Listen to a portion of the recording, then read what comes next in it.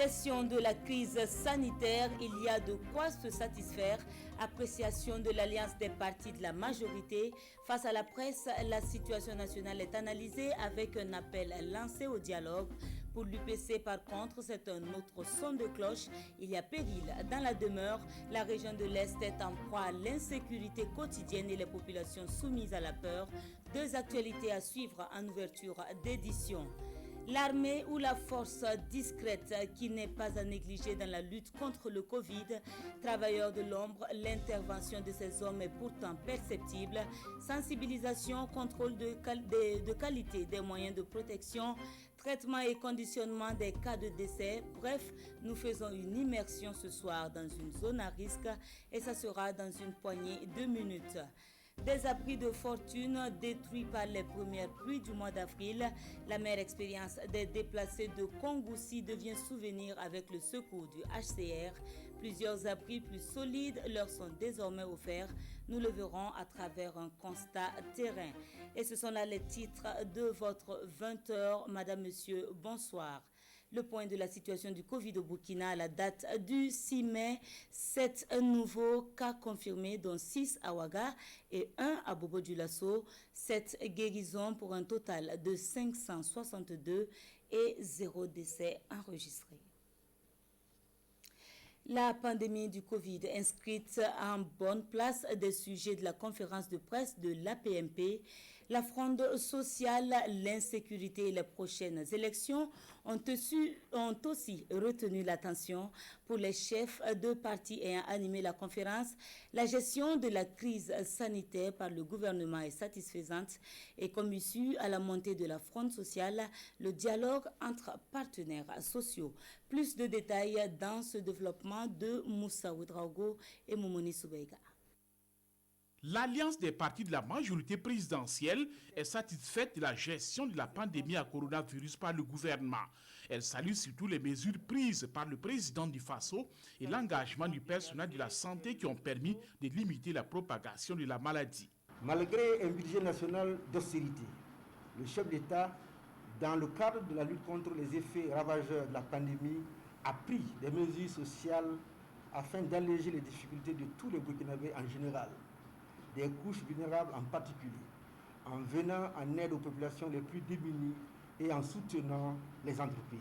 Au sujet de la députée Marie-Rose Compaoré, la PMP dit s'en remettre aux conclusions de l'enquête parlementaire en cours. C'est un dossier qui n'a pas encore révélé toutes ces péripéties, toutes ces informations. Et c'est pourquoi nous soutenons la démarche de l'Assemblée nationale qui a mis en place une commission d'information sur la gestion du Covid-19 et nous osons croire que cette commission va aider à faire toute la lumière sur cette question.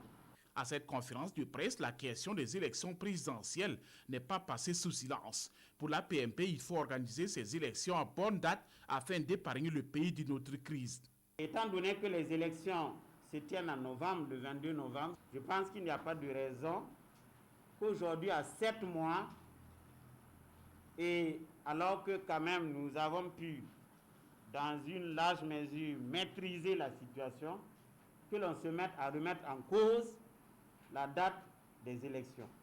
Ne pas tenir les élections à bonne date pose un autre problème qui peut être aussi grave que la pandémie ou que l'insécurité. Parce que si vous ajoutez aux deux problématiques une troisième qui est une crise politique, vous savez que les crises politiques, on sait comment ça commence, mais on ne sait pas comment on termine ça.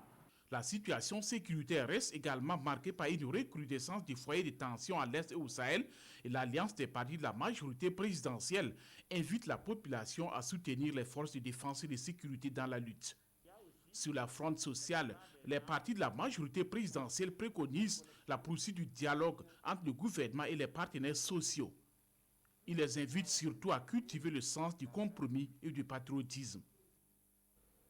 À l'Union pour le progrès et le changement, c'est plutôt la carte de l'interpellation à l'endroit du gouvernement qui est privilégiée Face à la presse, ce 7 mai, le parti fait état de l'insécurité devenue quasi quotidienne dans la région de l'Est, entre la peur et la pauvreté liée à la fermeture des marchés. C'est la population qui paie un lourd tribut. Le point de ce qui a été dit avec Roger Kam et Mounira Kiri. L'Union pour le progrès et le changement UPC porte un regard interrogateur sur la situation socio-sécuritaire dans la région de l'Est. La région croule sous le poids des attaques terroristes, attaques armées, tueries, enlèvements, viols. Le pouvoir public a même plié bagage dans certaines localités et des communes entières sont sous occupation terroriste. C'est le tableau sombre peint par Ludovic Tombiano et ses camarades de l'UPC à cette conférence de presse. Aujourd'hui, la situation économique est ralentie à l'Est. Les gens vivent la peur au ventre et le lendemain devient incertain. À ceci s'ajoute la famine, les maladies et les aléas naturels. Dans presque toutes les provinces de l'Est, les terroristes ne se cachent plus. Ils circulent et narguent les populations. La région de l'Est risque de sombrer dans une instabilité de longue durée si rien n'est fait urgemment pour imposer la paix. Et pour sauver la région de l'Est des griffes des terroristes, élus et responsables UPC de la région proposent quelques actions. Une opération dénommée Ogapo, c'est-à-dire le dénouement final, à travers laquelle les FDS et les volontaires de défense vont passer au peigne fin des 5 provinces de la région pour les expulser des terroristes et les grands bandits qui les occupent. La prise de mesures de relance économique, enfin un retour des agents et des symboles de l'État dans la région. Outre ces propositions, les ressortissants de la région comptent adresser au président du Faso une lettre afin d'attirer son attention sur le risque de perdre une partie de l'Est si rien n'est fait. Suspendu pour cause de Covid, l'enrôlement biométrique est de nouveau en marche. C'est Tenkodogo qui accueille le lancement officiel. L'opération va concerner les provinces du Boulgou, du Koulpelgo, du Gourmand, du Namantenga et du Zunduego. À quelques heures de l'événement, c'est la concertation entre responsables coutumiers et administratifs pour une réussite de l'opération. Kounsoun Koulibaly et Tanga Kafando. Au menu des échanges entre le gouverneur de la région du Centre-Est et le président de la CENI, la reprise de l'enrôlement biométrique pour la révision des listes électorales dans un contexte marqué par le Covid-19. Nous avons discuté pour voir quels sont les dispositifs qu'il faut mettre en place pour que la sensibilisation puisse se faire, pour que les accompagnements nécessaires, aussi bien au niveau administratif que sécuritaire, puissent évidemment se faire. Je pense que du point de vue de l'organisation, les choses sont relativement en place. Les opérateurs de kits sont en train d'arriver. Certains sont déjà dans les villages. Nous sommes en train de paramétrer aussi le poste d'enrôlement aux normes anti-Covid pour que, évidemment, personne ne vienne prendre le Covid dans le poste d'enrôlement. Et personne ne vienne laisser aussi ces virus dans le poste d'enrôlement. Le port du masque est désormais obligatoire. Alors nous sommes en train de nous demander comment on peut imposer le port de masque à ceux-là qui vont venir s'enrôler. Donc nous avons échangé sur cette question-là. Mais je crois que le plus important, c'est de sensibiliser les populations pour respecter les mesures de distanciation sociale que le gouvernement a édictées. Chez le Dima Dizon Grand Tenga, Nabagirmpolé, Newton Ahmed Bari a demandé l'implication des leaders coutumiers pour la réussite de l'opération. Il est du devoir de chaque Burkinabé en âge de voter de posséder sa carte d'électeur, qui est un élément de citoyenneté. Donc j'invite toute la population à sortir massivement pour s'enrôler afin de garantir son droit de vote.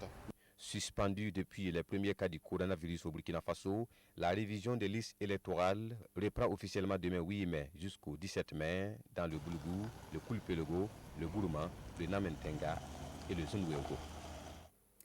Des actions peu mises en lumière, mais une contribution ô combien importante dans la lutte contre le Covid. Les forces armées nationales constituent un levier important dans ce combat. de la fourniture, de la logistique au traitement et conditionnement des cas de décès, en passant par la sensibilisation et le contrôle qualité des moyens de protection. L'apport des forces armées nationales est énorme.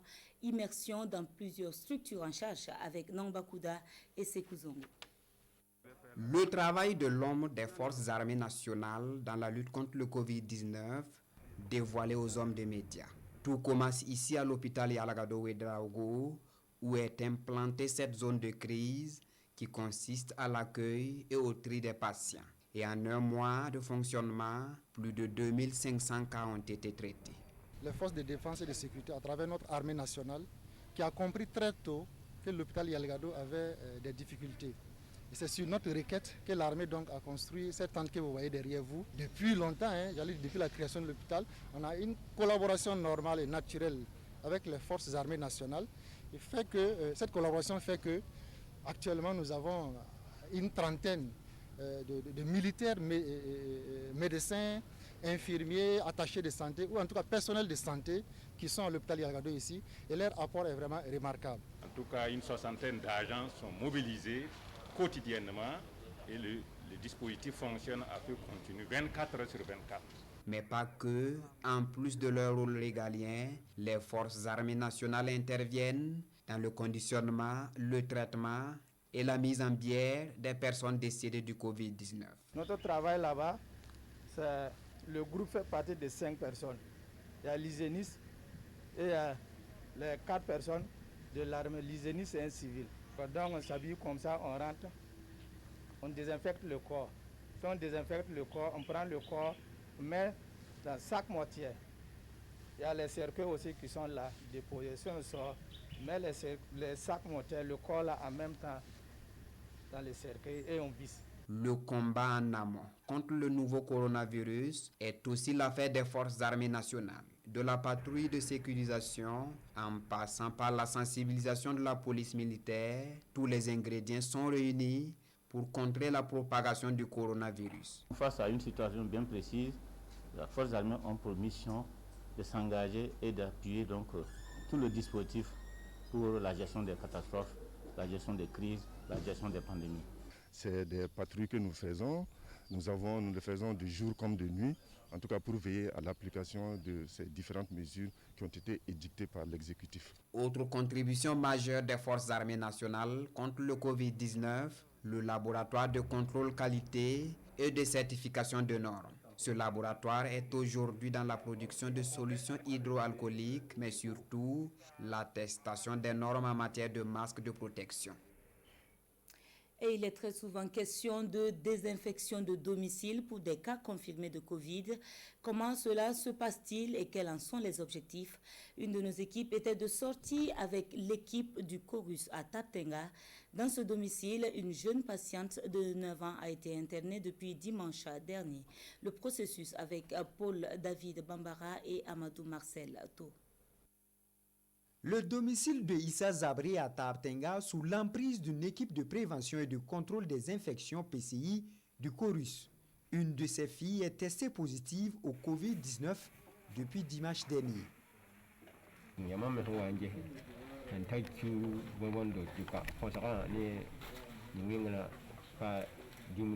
J'ai remarqué depuis quelque temps que ma fille de 9 ans toussait beaucoup. Après examen médical, il s'avère qu'elle est atteinte du coronavirus. Elle est internée à Tengango et nous sommes confinés ici. Pour cette équipe médicale, il faut à tout prix nettoyer les germes laissés par la patiente.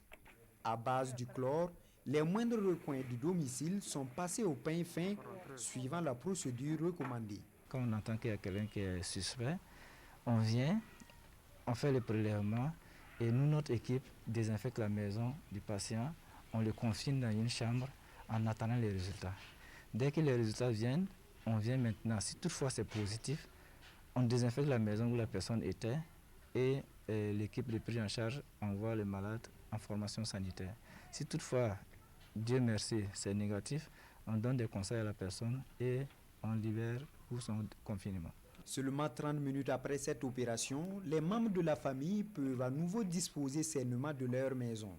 De telles opérations, la commission PCI du Chorus en a effectué plus de 500 dans les domiciles et services, ont confié les autorités sanitaires. C'est une commune rurale qui a enregistré son premier cas de Covid le 9 avril dernier.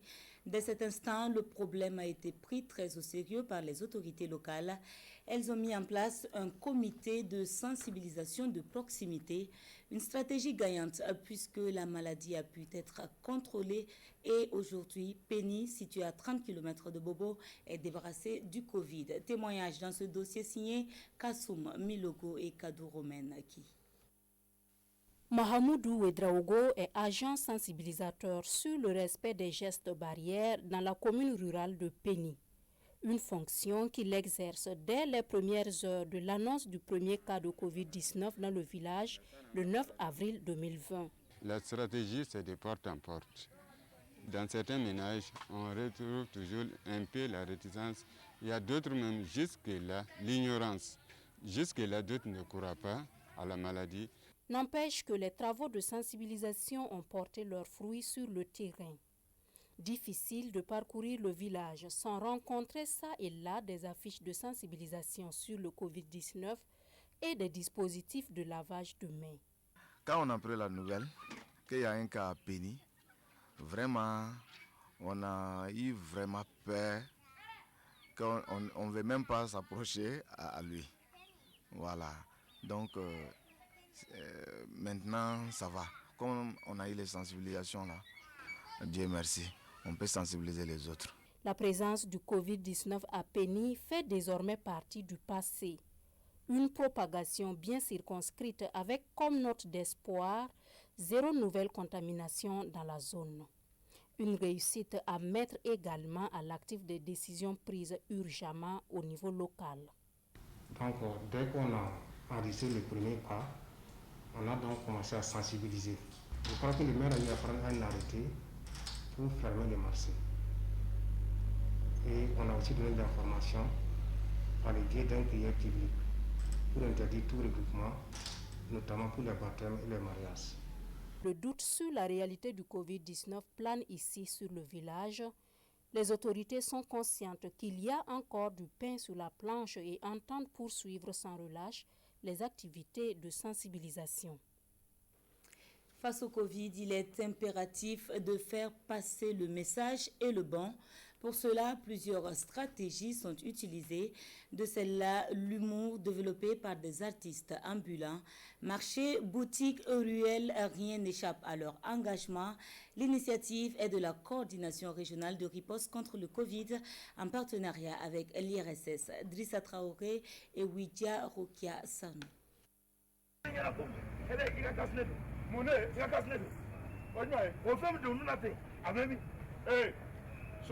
L'humour comme arme face au coronavirus, c'est la trouvaille de la coordination régionale de riposte contre la maladie. Ces humoristes nommés les gros ventres arpentent ainsi les rues, les marchés, félicitant les bons exemples, exhortant ceux qui ont un cache-nez à le porter et renforçant la sensibilisation face à ceux qui n'en ont pas du tout.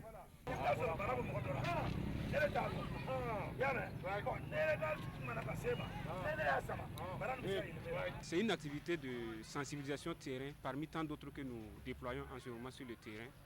Et la particularité de celle-ci, c'est qu'elle permet de mettre les populations devant une situation concrète.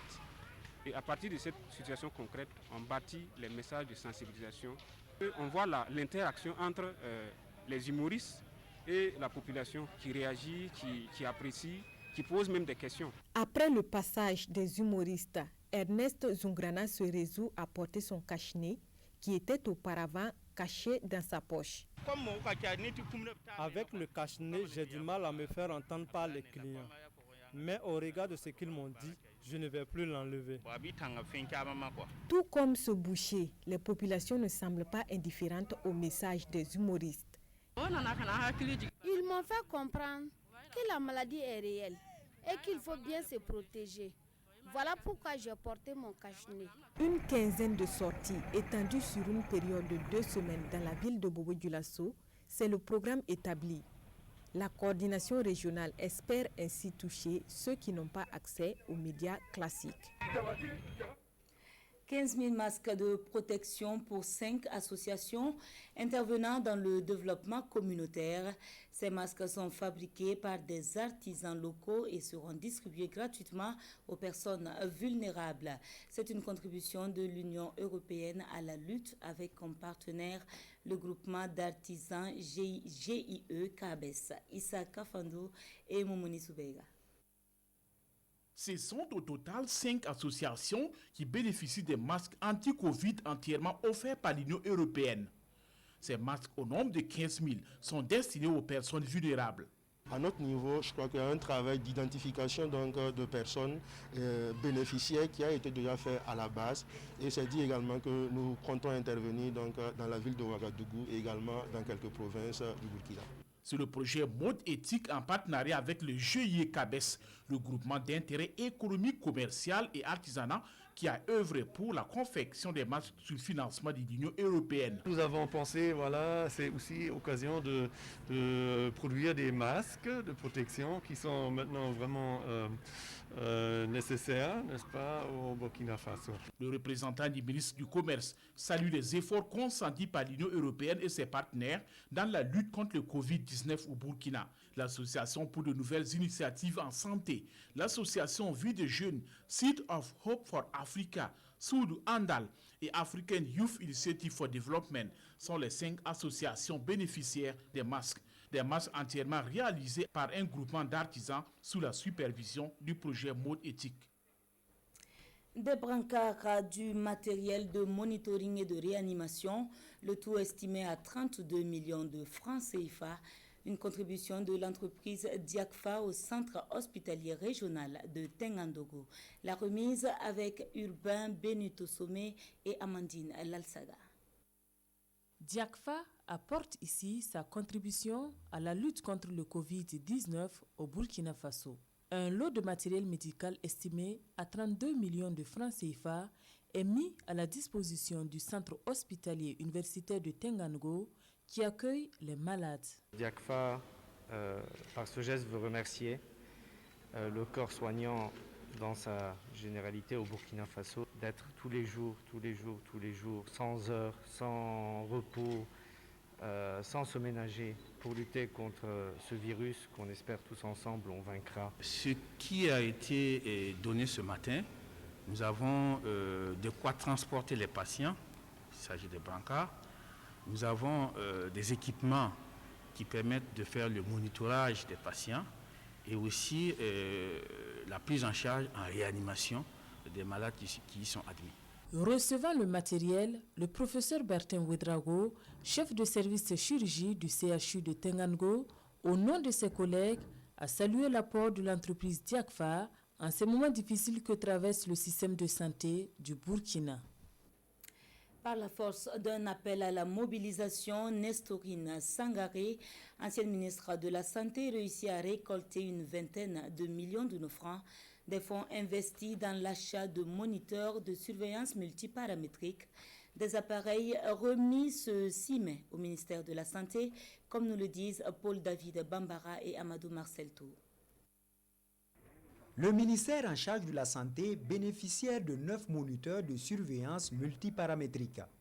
Indispensable dans les services de réanimation pour la surveillance de l'état des malades, c'est un don du docteur Nestorine Sangaré et de ses collaborateurs dans la mise en œuvre de son initiative SOS 100 millions de francs CFA pour 10 appareils respiratoires. Un grand nombre de citoyens ont mis la main à la poche et nous avons eu donc la contribution de près de 1500 personnes.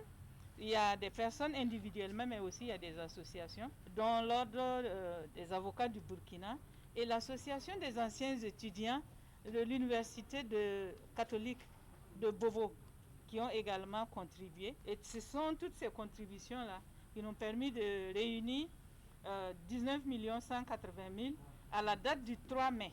Ce matériel médical vient donc renforcer les capacités opérationnelles des centres de santé comme Yalgado, Bogodougou, Tengango et autres, où le besoin se fait le plus sentir. Dans cet élan de solidarité, Nestorine Sangaré est dans l'attente d'un 10e moniteur. Elle sait donc compter sur les ambassadeurs du projet et toute personne de bonne volonté désirant contribuer. Voilà, Nestorine Sangaré, ancienne ministre de la Femme. La société minière Ayam Gold Essakanessa vient en aide aux populations riveraines précédemment en situation de quarantaine. 15 millions en vivres distribués à la mairie de Gorom Gorom. Le compte rendu depuis Dori avec Ibrahima Kagone et Pinidjian.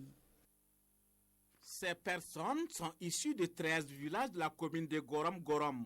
Riveraines de la mine d'or Ayam Gold Essakan SA, elles bénéficient des vivres et de l'huile végétale d'une valeur de 15 millions de francs CFA de la mine. Ce geste va soulager en fait les populations riveraines de la mine qui sont en quarantaine et aussi vu la situation sécuritaire, nous avons un certain nombre de déplacés qui sont aussi à Essakan et Essakan nous a demandé de tenir compte également de ces déplacés. Selon les bénéficiaires, en ces temps de Covid-19, ces vivres vont les permettre de joindre les deux bouts. Ils ont pensé à nous. Vraiment, on est très contents de ces dons parce qu'il y a beaucoup de villages qui sont déplacés. Même nous sommes déplacés de Gozé, nous sommes à Essakan ici aujourd'hui. Vraiment, on nous a chassés de là-bas, on est ici à cause de l'insécurité. Le district sanitaire de Gorom Gorom enregistre 13 cas confirmés de Covid-19 à la date du 4 mai. Et le maire de la commune, Ibrahim Ag Atayi, appelle donc sa population au respect des mesures barrières pour éviter la propagation de la maladie à coronavirus dans cette localité. Dernier titre de l'actualité, les déplacés internes de Kongoussi dans le centre-nord sont désormais bénéficiaires d'abris plus solides. 80 logements érigés par le HCR pour venir en aide aux victimes des premières pluies du mois d'avril ayant occasionné des inondations. De quoi soulager la souffrance de ces personnes déjà fragilisées. Le compte-rendu de Jacques Lamissa Tarpaga.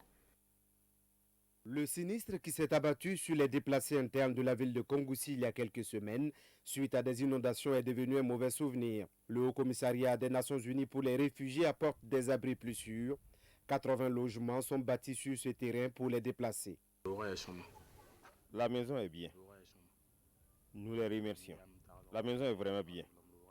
Nous prions pour que la paix revienne au Burkina, afin que nous puissions retourner chez nous. Les déplacés ont aussi reçu des couchettes et des ustensiles de cuisine. Il est prévu des latrines modernes ainsi que des aires de repos et de causerie. Le HCR entend également disposer ce type de logement dans des familles qui offrent l'hospitalité aux déplacés. Nous sommes déjà intervenus plus d'une fois dans cette province, au BAM, depuis l'année dernière, suite à l'afflux. Et cette année, nous avons déjà un programme pour cette région avec les différentes attaques, l'arrivée des nouveaux arrivés. Mais suite à l'inondation de la zone où étaient logés ces PDI, il était nécessaire qu'on vienne encore pour relocaliser ces personnes qui étaient déjà qui sont sinistrées. Les autorités régionales se réjouissent de cette action humanitaire face à la détresse de ces personnes vulnérables. C'est vrai que notre idéal, notre souci, c'est vraiment que les déplacés soient chez eux. Mais déjà ici, là, ça répond quand même à un certain nombre donc, de soucis.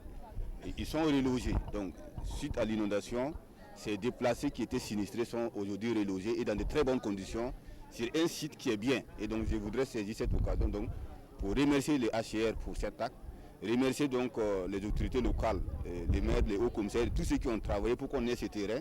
Ces sites, on les voit bien, n'est pas inondable comme l'autre. À la date du 22 avril dernier, la région du Centre-Nord comptait 380 000 déplacés internes répertoriés par les services sociaux. Beaucoup sont logés dans des abris précaires ou dans des familles d'accueil. Votre émission Controverse est de retour sur vos antennes ce soir avec pour thème allègement des mesures dans la lutte contre le Covid, un mal nécessaire ou une opération à risque.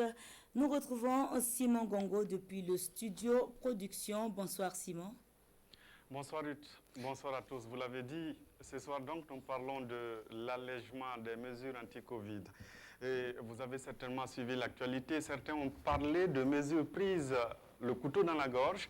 Et d'autres, comme le porte-parole du gouvernement lundi dernier sur votre plateau Ruth, a dit qu'il s'agit des mesures prises pour soulager l'économie, surtout les secteurs informels. Ce soir donc, les deux opinions sont représentées sur le plateau de controverse. En face, vous aurez le gouvernement soutenu par le comité de riposte. Et de l'autre côté, vous avez deux de nos éminents analystes qui vont apporter la réplique.